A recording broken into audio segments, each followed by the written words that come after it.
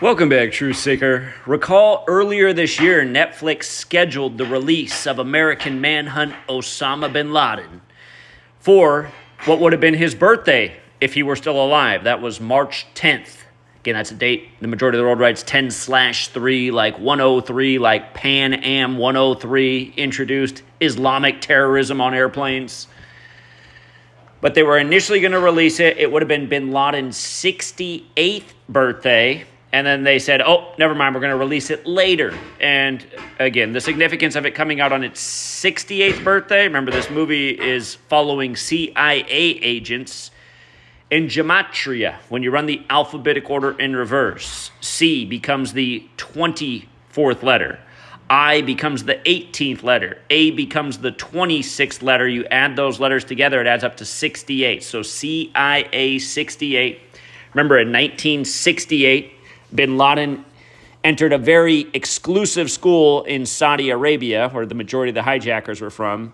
That was the same year World Trade Center construction began in New York, and it's the same year 911 was made the national emergency dialing code. It's also the year George W. Bush graduated from Yale and Skull and Bones, a Masonic order modeled after the Illuminati. And by the way, I just watched the opening minutes. It starts with George W. Bush at the elementary school. Look at what the teacher is doing with her hands right next to Bush. She is doing a very Masonic pose. Go figure. Remember, from 68 to 2001 was 33 years, like Masonry, secrecy, federal order, bonesmen. They all equal 33. Bonesmen are alumni of Skull and Bones.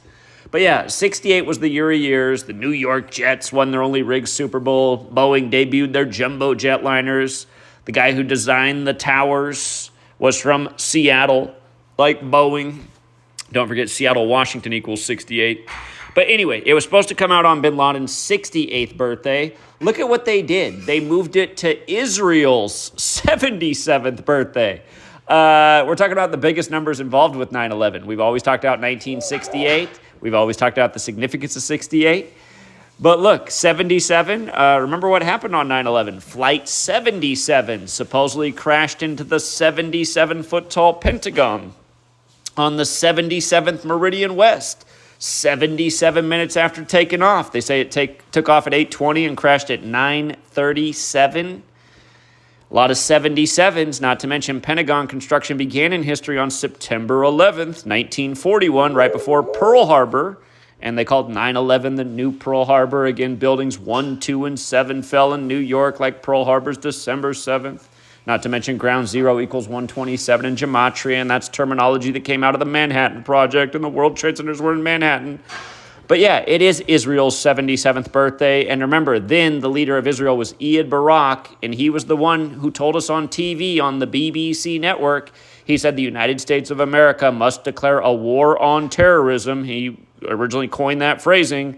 And he said we have to go into Afghanistan and Iraq, the leader of Israel. So here we are on Israel's 77th birthday, established May 14th, 48. And they moved this to, it's just unbelievable, you guys. It's just such mockery. The original release date, the new release date. I mean, come on. Come on. You know, today is also 72 days later. It's 72 days later. Remember, Jesuit order equals 54 forward, 72 in reverse. Bin Laden was killed on his 54th day, being 54 years old. Now, 72 days later, they put it out. Again, the Jesuits and the Masons have a lot to do with this nation's history, its government, and especially the CIA. But can you believe it? Can you believe the mockery? Don't forget, if you spell out September 11th as words, it equals 77, just like World Trade Center equals 77, Judaism equals 77, Zionist equals 77. If you saw when we went to the World Trade Centers for September 11, 2022, to speak out about the numerical rituals that took place that day, the NYPD came out and set up a barricade of actual barricades and a huge line of NYPD officers. And then what was weird is there was all these Orthodox types that started like literally doing a photo shoot with the police officers in front of us, even using their cars and posing in their cars. It was one of the weirdest things I've ever seen in my life.